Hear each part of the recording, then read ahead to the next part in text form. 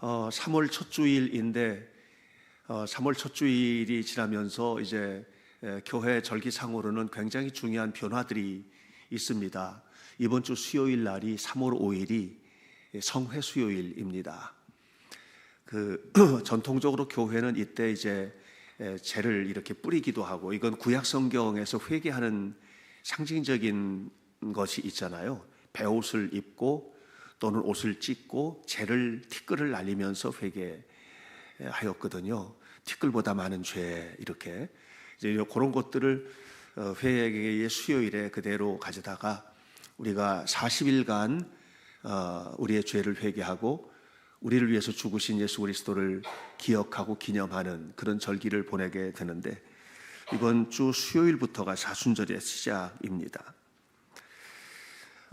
그래서 이번 수요일 지나고 다음 주일을 기점으로 해서 주일날 지난 월요일부터 저희 교회에서는 사순절 특세가 시작이 되는데, 이번 특세는 요한 1서를 중심으로 말씀을 나눌 계획입니다.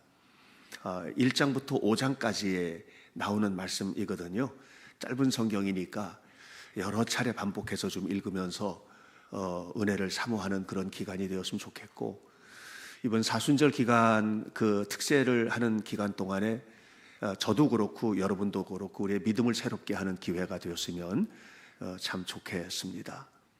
그리고 이번 사순절 기간 동안에 대신방도 계획을 하고 있는데, 이번 대신방은 여러분 송구 영신 예배 때 말씀 카드 다 받으셨죠?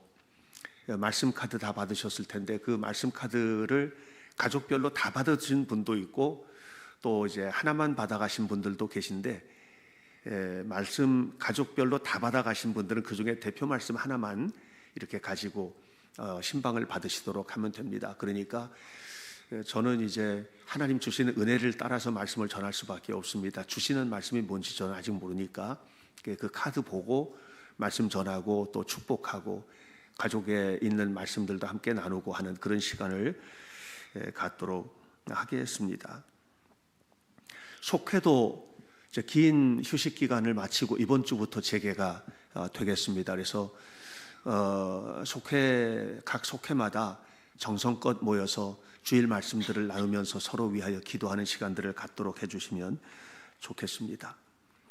공교롭게도 이번에 3월 5일이 성회 수요일, 회개 수요일인데 그날이 경칩이에요. 우리 전통적으로 이제 농사를 짓는 사람들의 일들을 음력으로 이제 계획을 하면서 24절기를 만들었잖아요. 24절기에서는 경칩이거든요. 경칩이 뭐 하는 날인지 아세요, 혹시? 네? 개구리 나오는 날이에요. 맞아요. 네. 개구리가 겨울잠을 마치고 나오는 날이래요, 경칩이. 자, 여러분들 이게 상징하는 바가 큽니다. 개구리도 겨울잠 다 잤다고 나오는데 미물도 여러분 계속 잠자시면 안 돼요. 그래서 이 3월 5일이 이렇게 딱 겹쳐지면서 저는 그런 생각을 했어요. 우리 성도들도 다 깨어라. 우리 성도들도 다 깨어서 주를 다시 바라보고 힘내자. 이런 마음을 제가 갖게 되었습니다. 열심히 기도하면서 잘 준비하여서 이끌어 갈 테니까 여러분들도 함께 사순절의 순례를 동참해 주시기를 바랍니다. 야고보서의 말씀을 이제 붙들었습니다. 3주 정도 이 말씀을 가지고 나누려고 생각을 합니다. 올해 우리 교회 표어가 예수 향기 가득한 하나님 나라 백성 공동체 현대교회입니다. 표 말씀들 다 같이 시작. 우리는 구원받는 자들에게나 망하는 자들에게나 하나님 앞에서 그리스도의 향기니. 이 말씀을 가지고 향기롭다는 것이 무엇인지에 대해서 그동안에 계속 나누었습니다. 적어도 믿음의 사람은 향기로운 믿음 가져야 된다. 어떤 경우에든지 소망을 잃어서는 안 된다. 그리고 그 중에 제일은 사랑이라 하면서 고린도전서 13장 말씀을 가지고 우리가 어떻게 사랑하며 살아야 할지에 대한 이야기를 길게 나누었습니다. 자, 그런데 이제 야고보서를 제가 붙든 이유는 뭐냐면 우리에게 중요한 것은 지식을 갖는 거, 어떻게 내가 살아야 될지, 하나님의 백성은 뭔지 이 지식을 갖는 것이 중요하지만 성경에서 요구하는 것은 지식이 많아지는 것 또는 경험이 많아지는 것을 원하는 게 아니거든요. 하나님께서 우리를 부르시고 우리에게 원하시는 것은 너희가 하나님의 자녀가 되었으니 하나님의 자녀답게 살라는 겁니다. 그러니까 그리스도인의 신앙생활의 꽃은 뭐냐? 꽃은 사는 겁니다.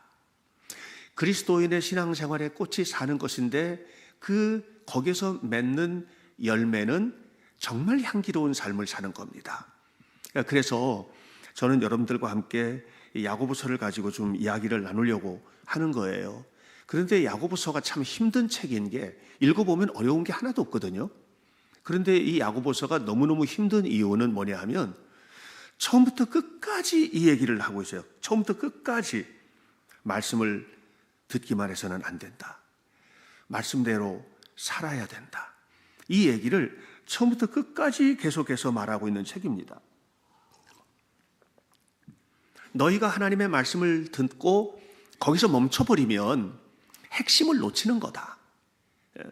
그래서 힘든 겁니다. 왜냐하면 우리는 사실 하나님의 말씀대로 살아내기가 너무 쉽지 않은 사람들이거든요. 그래서 자주 실패하고 자주 분노하고 자주 화내고 자주 무너지고 이렇게 살아가는 사람들이기 때문에 그래서 야고보서를 붙들고 함께 이제 나누는 것이 쉽지가 않은데 저는 오늘 첫 시간에 야고보서 2장 14절 말씀을 여러분들과 함께 좀 나누려고 합니다. 한번 읽어볼까요? 야고보서 2장 14절입니다. 시작. 내 형제들아, 만일 사람이 믿음이 있노라 하고 행함이 없으면 무슨 유익이 있으리요? 그 믿음이 능히 자기를 구원하겠느냐? 이렇게 이야기를 하고 있습니다.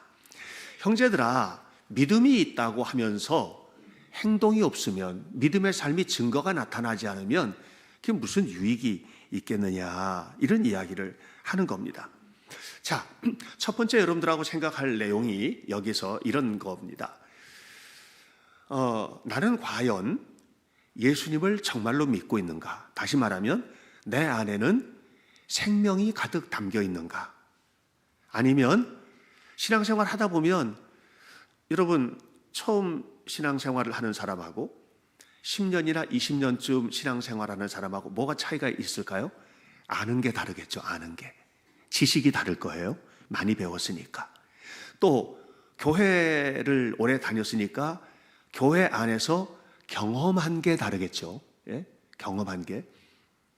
그러니까 나는 과연 얼마나 많은 신학의 지식을 가지고 있고 성경의 지식을 가지고 있느냐, 또 얼마나 많은 신앙의 경험을 했느냐, 이거하고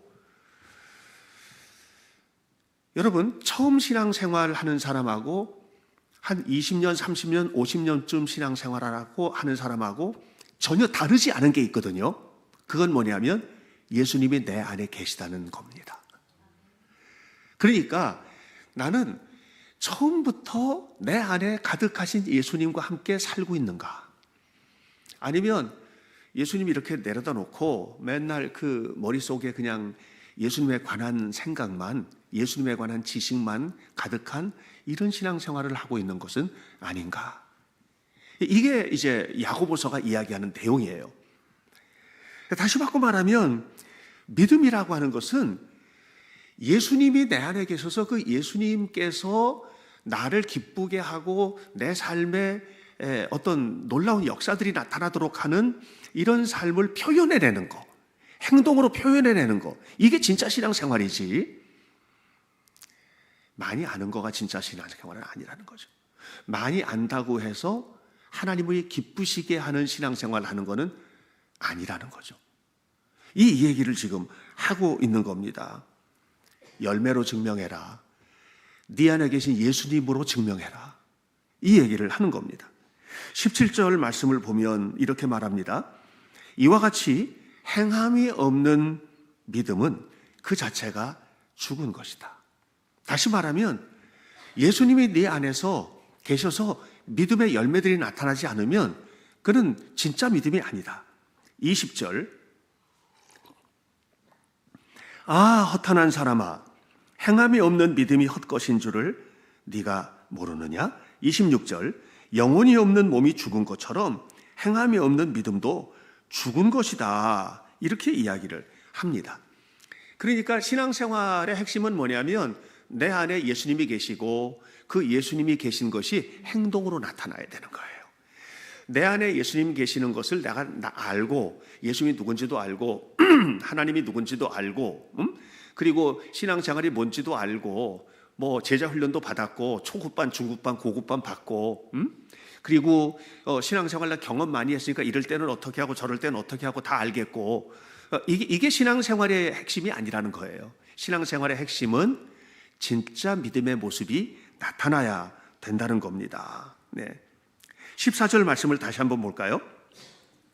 형제들아, 만일 사람이 믿음이 있노라고 하고 행함이 없으면 그게 무슨 유익이 있겠느냐? 그 믿음이 능히 자기를 구원하겠느냐? 이렇게 말했어요. 여기 보세요. 만일 사람이 믿음이 있노라고 하고 행함이 없으면 다시 보여주세요. 다시 보여주세요. 말씀. 행함이 없으면 그게 무슨 유익이 있겠느냐? 그랬죠? 그리고 그 믿음이 능히 자기를 구원하겠느냐? 맨 끝에 줄 한번 읽어봐요. 시작. 그 믿음이 능히 자기를 구원하겠느냐? 이렇게 말했어요. 자, 보세요. 이거는요, 야고보가 지금 어떻게 하면 성숙한 믿음의 사람이 될 거냐? 성숙한 믿음하고 미숙한 믿음을 이걸 얘기하는 게 아니에요. 내가 어떻게 하면 성숙해지겠느냐? 이 얘기가 아니에요. 어떻게 하면 네가 구원을 받겠느냐? 이 얘기하는 거예요. 이 얘기 다시 바꿔 말하면 네가 어떻게 하면 어린 믿음에서 헌신된 믿음으로 가겠느냐? 이 얘기하는 게 아니고 네가 어떻게 믿음으로 구원을 받겠느냐라고 하는 거예요. 근데 야고보는 뭐라고 하느냐면 행동이 없으면 구원도 없다 이렇게 얘기해요. 야고보 사도가 단정적으로 얘기하는 겁니다. 네? 행함이 없으면 구원도 없다. 이 충격 아니에요? 그러니까 야고보서를 읽으면 힘든 겁니다, 이게. 행함이 없으면 구원도 없다니. 우리는 그냥 믿기만 하면 된다. 행동이야, 뭐. 어떻게 다 살아. 그러니까 믿기만 하면 되는 거지. 이렇게 생각을 하고 살았는데 행동이 없으면 구원도 없다고 이렇게 정확하게 얘기를 하니까 이게 우리가 힘든 겁니다. 네. 여러분, 야고보서는 뭐냐 하면 믿음 있는 사람하고 믿음 없는 사람의 차이는 행동이다. 이렇게 이야기하고 있습니다. 여러분, 우리 행동을 좀 돌아봐야 되지 않을까? 예수 믿는 사람답게 산다는 것을 고민해야 되고 우리는 완벽하게 행동할 수 있는 사람은 아니지만 그래도 하나님의 뜻대로 살기 위해서 발버둥을 치고 애쓰고 노력하고 하나님이 불쌍히 여기시도록 그렇게 살아야 되는 거 아니겠냐 말이에요. 마태복음 7장을 보면 예수님이 이런 말씀을 하셨습니다. 너네들 한 가지로 너네들 알 수 있다. 뭘로 알 수 있냐? 열매로 알 수 있다. 이 나무가 가시나무인지, 이 나무가 포도나무인지, 이 나무가 엉겅퀴인지, 이 나무가 무화과나무인지 하나만 보면 안다. 그건 뭐냐? 열매만 보면 알지. 열매만 보면 알지. 오래전에 제가 이제 가족들이 어디로 이렇게 가는데 이제 손주 로빈이한테 로빈아, 저기 있는 저 나무 무슨 나무인 줄 알아? 그랬더니 이 녀석이 똑똑하게 금방 아는 거예요. 사과나무예요. 그러는 거예요. 그래서 어떻게 알았어? 그랬더니 사과 달렸잖아 할아버지. 그러는 거예요. 여러분, 어려운 게 하나도 없어요. 뭐가 어려워요? 사과가 달렸잖아요. 거기에 사과가. 사과나무니까 사과가 닮은 거예요. 여러분 누구세요? 여러분 누구세요? 따라서 나는 그리스도인입니다. 그럼 뭐예요? 그리스도인의 열매가 맺혀져야지 당연히 그렇지 않습니까? 제가 어제 여러분들은 잘 모르시겠지만 그냥 바쁘게 교회 오고 이렇게 하시니까 저는 여기서 살잖아요. 그러니까 둘러보면서 다 이제 봄이 오니까 나무도 좀 깨끗하게 정리 좀 해야 되겠고 그래서 화단 정리도 좀 하고 했어요. 어제 그 정원사처럼 가꿨습니다. 그렇게 하고 저쪽에 보면 입구에 포도나무도 너무 무성해가지고 다 잘라줬어요. 그러면서 얘기 많이 나눴거든요. 나무하고 장독대 바로 옆에 아주 좋은 산수유 나무가 한 그루 있습니다. 가까이 가서 한번 보세요. 꽃몽오리들이요 지금 뭐 축제를 준비하고 있습니다. 아마 다음 주쯤이면은 산수유꽃이 막 필 것 같아요. 예, 너무너무 축제. 그래서 제가 너 산수유 나무 맞지? 그랬더니 얘가 뭐라는 줄 아세요? 아니 목사님 꽃 보면 모르세요? 그러더라고요. 가라. 그래서 내가 물어보는 거야. 제가 포도나무 전지를 막 하다가 전지 다 하고 나서 얘야 너는 올해 무슨 열매를 맺겠니? 그랬더니 포도 열매요. 왜? 나 포도나무잖아요. 포도나무잖아요. 이렇게 좋은 열매 부탁해. 작년에는 열매가 많이 맺긴 했는데 알이 작아가지고요. 올해는 거름도 좀 주고 해서 잘 맺혀보려고 합니다. 여러분, 그런 겁니다. 어려운 게 아닙니다. 여러분들 스스로가 항상 생각하셔야 해요. 나는 그리스도인이다. 그럼 무슨 열매를 맺어요? 그리스도인다운 열매. 예수님이 기뻐하시는 열매. 이런 열매를 맺고 사셔야만 하는 겁니다. 이렇게 간단한 겁니다. 예배 자리를 사모하면 어떻게 될 것 같아요? 예배 자리에 일찍 나오겠죠. 그리고 나와서 기도하면서 준비하시지 않겠어요? 사명의 자리를 하나님 앞에 내가 이 사명, 성가대 있잖아요. 성가대가 내가 이 성가대 사명을 잘 감당해야 된다. 그러면 어떡하겠어요? 열심히 연습을 하고 와서서 준비를 하고 이렇게 하지 않겠습니까? 우리가 그냥 그리스도인답게 산다는 것, 다시 말하면 성가대원답게 산다는 것, 예배자답게 산다는 것, 집에서 뭐 부모가 부모답게 산다, 그리스도인의 부모로서 사는 것, 또 학생이 학생답게 산다는 것, 이게 대답이 금방 나옵니다. 그 속에서 아름다운 열매가 맺혀지게 되는 거거든요. 열매를 보면은 아는 겁니다. 여러분들 그리스도인다운 삶을 살기 위하여 그리스도인다운 열매를 하나님께 구하시고, 그래서 머릿속에 아는 지식, 성경에 대한 지식, 또 그동안 했던 모든 경험들, 신앙적인 경험들, 이런 것들이 모두 다 모여서 뭐예요? 아름다운 열매를 맺는 쪽으로 성장해 갈 수 있도록 하나님 앞에 나아가시기를 주님의 이름으로 축복합니다. 자, 열매가 이렇게 중요한데 열매는 행위라고 그랬잖아요. 근데 행위는 뭐냐? 행위는 하나님의 은혜를 구하기 위한 도구가 아닙니다. 행위는요, 행위로서는 구원을 받을 수가 없습니다. 우리는 행위로 구원받는 사람이 아니에요. 뭐 옛날에 우리 저 어린이들 찬양에도 그런 거 있잖아요. 돈으로도 못 가요, 하나님 나라. 뭐 착한 일 해도 못 가요, 하나님 나라. 이런 게 있잖아요. 이게 행위 가지고 우리가 구원받는 거는 아니에요.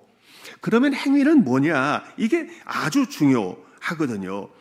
행위는요, 우리를 구원하기 위한 도구가 아닙니다. 구원을 위한 도구는, 유일한 도구는 뭐냐면 하나님께서 예수 그리스도를 통해서 우리에게 행하셨던 십자가의 은혜를 바라보고 믿는 겁니다.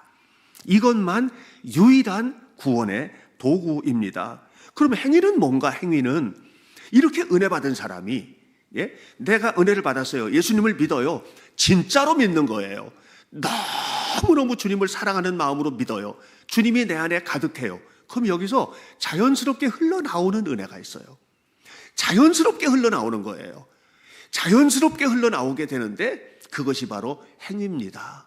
그것이 바로 은혜가 나누어지는 것이거든요. 내 안에 있는 예수 그리스도의 사랑이 그냥 그대로 나와서 자녀에게도 나가고, 아내에게도 나가고, 남편에게도 나가고, 이웃에게도 나가고, 교회 봉사하는 자리에도 나가고, 이렇게 흘러넘치는 겁니다. 이것이 바로 행위인 겁니다.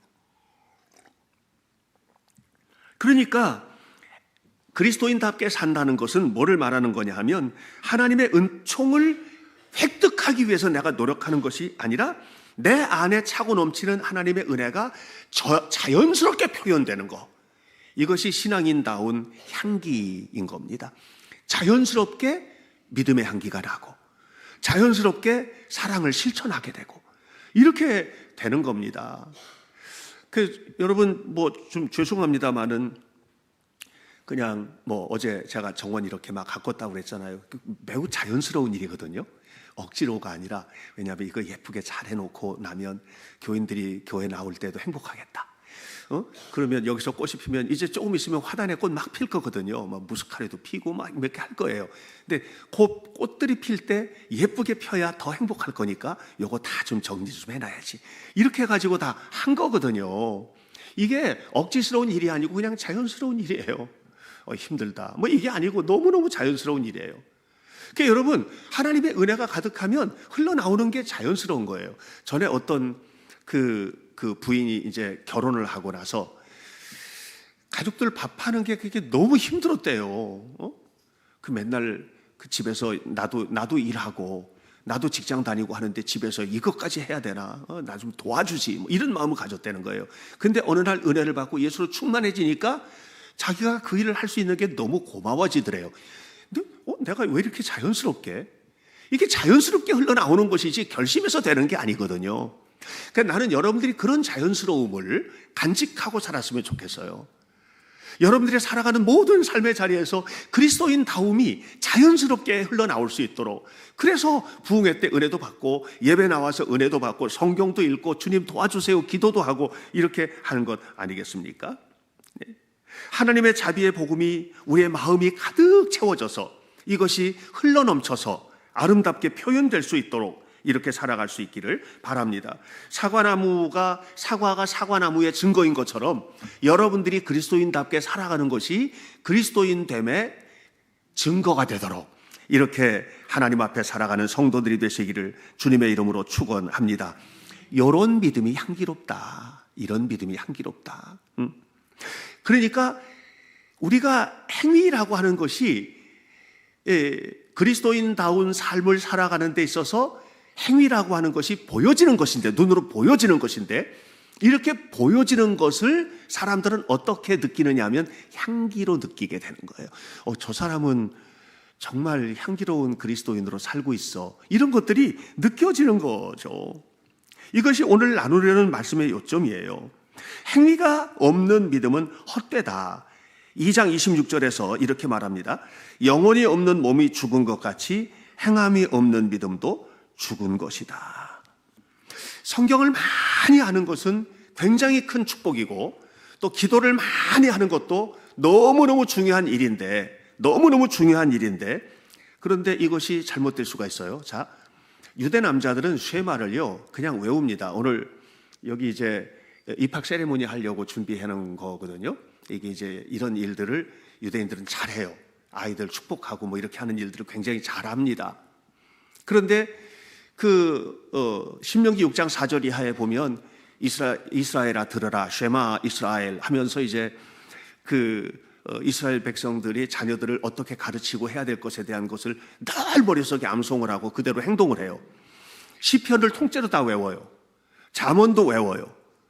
또 율법서를 거의 다 외우는 경우들이 많아요. 그러니까 성경을 그렇게 많이 외워요. 이 사람들이. 그렇게 똑똑해지는 거예요. 그렇게 최선을 다해서 합니다. 그렇게 열심히 하는데 성경에서 희한한 얘기를 해요. 19절 말씀에 네가 그렇게 잘하냐? 귀신도 그 정도는 안다. 귀신이 성경을 더 잘하는 거예요. 귀신이. 그런데 여러분 보세요. 귀신이 성경을 너무너무 잘 알아가지고요. 예수님을 유혹을 할 때도 말씀을 가지고 막 유혹을 하는 거예요. 말씀을 가지고. 여러분들을 유혹하고 넘어뜨릴 때도 말씀을 가지고 들어오는 거예요. 말씀을요, 여러분보다 더 잘 알아요. 그런데 귀신이 못하는 게 있어요. 말씀대로 사는 건 못해요. 여러분, 우리가 귀신을 이길 수 있는 방법은 하나예요. 말씀대로 사는 겁니다. 자, 또 성경을 볼까요? 19절 말씀을 보면 네가 하나님은 한 분인 줄 믿느냐? 잘하는도다. 그러면서 뭐라고 그랬어요? 귀신들도 믿고 뭐 한다고? 떠느니라 그랬죠. 이게 떤다는 말이 무슨 말이에요? 두려워한다는 말이죠. 감동받는다는 얘기입니다. 귀신도 감동을 받는 거예요. 귀신도 하나님 두려울 줄 아는 거예요.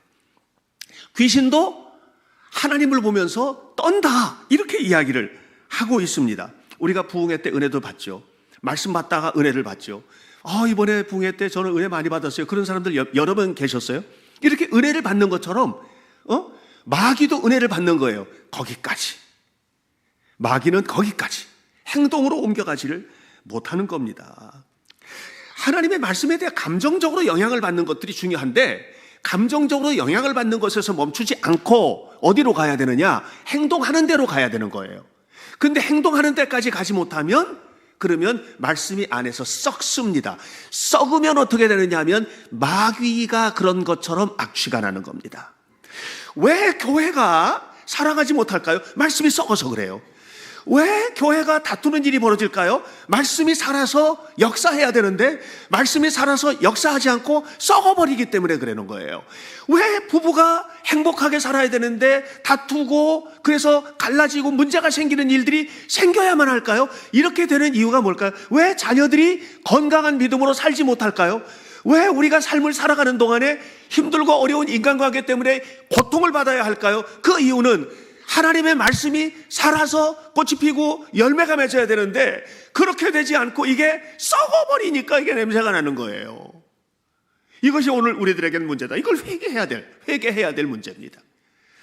그래서 사랑하는 여러분, 저는 여러분들 모두에게 정말 간절하게 부탁을 하는 것은 하나님의 말씀이 행동으로 열매를 맺도록 하면 그 다음 거는 다 누가 해요? 하나님이 책임져 주신다고 약속하셨으니까 하나님이 책임져 주시고 하나님이 이끌어 가실 것이다. 우리는 살아계신 하나님을 믿으니까 살아계신 하나님을 믿는 사람답게 믿음으로 하나님 앞에 살자. 다 맡겨놓고 그렇게 하나님 앞에 살자. 그렇게 살면 거기에서 나오는 게 뭐냐면 그리스도인다운 향기예요. 여러분 모두 다 아픔의 경험도 있을 겁니다. 힘든 경험도 있을 겁니다. 슬픈 경험도 있을 것입니다. 고통스러운 경험도 있을 것입니다. 마음이 찢어지는 아픔이나 이런 경험들도 다 가지고 있을 것 아니에요. 누구나 다. 없는 사람이 어디 있어요? 다 있지요. 이거 어떻게 이겨요? 하나님의 도움으로 이기는 겁니다. 하나님의 도움으로 이기려면 어떻게 해요? 그리스도인답게 사는 겁니다. 말씀이 이 안에서 썩어 냄새나는 악취를 풍기는 것이 아니라 말씀이 아름답게 열매를 맺어 꽃 피고 열매를 맺고 그렇게 살아가는 삶을 우리가 살아야 되는 거죠. 이렇게 가슴이 뜨거워지는 건강하고 진정성 있는 그리스도인으로 살아가는 것, 이것이 행위로 이어지는 믿음이고 그런 믿음은 향기롭습니다. 마가복음 10장 17절로부터 27절에는 젊은 부자의 이야기가 나옵니다. 여기 젊은 부자는 사모했습니다. 너무나 간절히 사모했습니다. 그래서 예수님을 만났습니다. 예수님, 어떻게 하면 영생을 얻겠습니까? 물었습니다. 그랬더니 말씀대로 살아라. 그대로 살았습니다. 진짜냐? 그러면 열매를 맺도록 해보자. 너의 열매는 어디에 있느냐? 네가 가지고 있는 것들을 좀 나눠준 적이 있느냐? 그리스도인답게 하나님을 믿는 사람답게 베풀고 살았느냐? 가진 것 있으면 좀 나눠주거라. 그때 이 부자는 고민에 빠졌습니다. 22절 말씀입니다. 그 사람은 재물이 많은 거로 이 말씀으로 인하여 슬픈 기색을 띠고 근심하며 가버렸다 그랬습니다. 예. 그러니까 결국은 하나님의 말씀대로 끝까지 도달하지 못한 거죠. 예수님께서 그런 뒷모습을 보면서 슬퍼하셨습니다. 사랑하는 성도 여러분, 저는 여러분들 모두가 다 그리스도인다운 향기로운 신앙인의 삶을 살아가시기를 바랍니다. 이렇게 살아가는 일이 쉽지는 않기 때문에 날마다 주님의 도우심이 필요하고 주님이 다시 오시는 그날까지 하나님께서 나를 힘있게 붙들어 달라고 기도해야만 합니다. 저는 여러분 이 시간에 함께 찬양할 때 우리의 부족한 것들 하나님께서 도와달라고 간절한 마음으로 기도하는 마음으로 이 찬양을 부르며 결단하기를 바랍니다.